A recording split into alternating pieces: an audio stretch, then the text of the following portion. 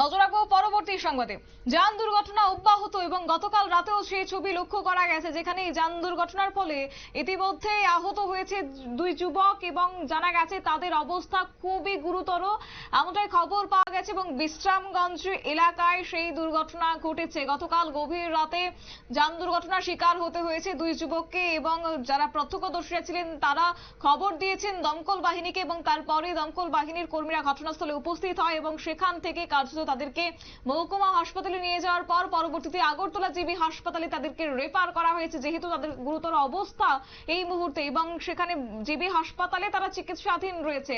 কি বক্তব্য রয়েছে শুনুন।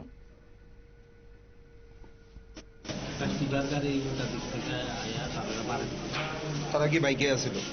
কয়জন আছিল? পরে আপনারা কিভাবে খবর পাইছেন বা হাসপাতালে কে নিয়েছে? প্রথমে কোন হাসপাতাল? তারপর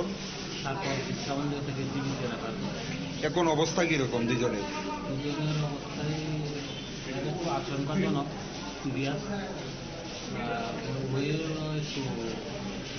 যার অবস্থা খারাপ ওর নামটা কি?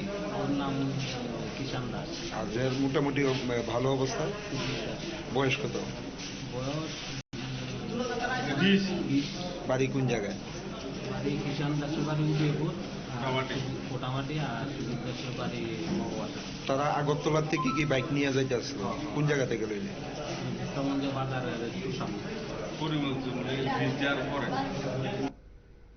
আপনারা শুনলেন সংশ্লিষ্টদের বক্তব্য এবং গতকাল আগরতলা থেকে বিশ্রামগঞ্জে যাওয়ার পথে কার্যত সেই দুর্ঘটনার শিকার হতে হয়েছে দুই যুবককে এবং জানা গেছে দুজনেই বাইকে ছিলেন এবং এই যান দুর্ঘটনার ফলে দুজনেই বাইক থেকে ছিটকে পড়ে যান এবং মাথায় গুরুতরভাবে আঘাত লাগে। একজনের অবস্থা খুবই আশঙ্কাজনক, যেটা এই মুহূর্তে তুলে ধরা হয়েছে এবং বর্তমানে দুজনেই আজ আগরতলা জিবি হাসপাতালে চিকিৎসাধীন অবস্থায় রয়েছে এবং অপরজন গুরুতরভাবে আঘাতপ্রাপ্ত হয়েছে, তাকেও চিকিৎসা করানো হচ্ছে আজ জিবি হাসপাতালে। পরিবারও কিন্তু সেখানে উপস্থিত রয়েছেন এই মুহূর্তে এবং চিকিৎসকদের বক্তব্য রয়েছে যে একজন খুবই গুরুতর ভাবে আহত হয়েছেন এবং তার অবস্থা খুবই আশঙ্কাজনক এই মুহূর্তে।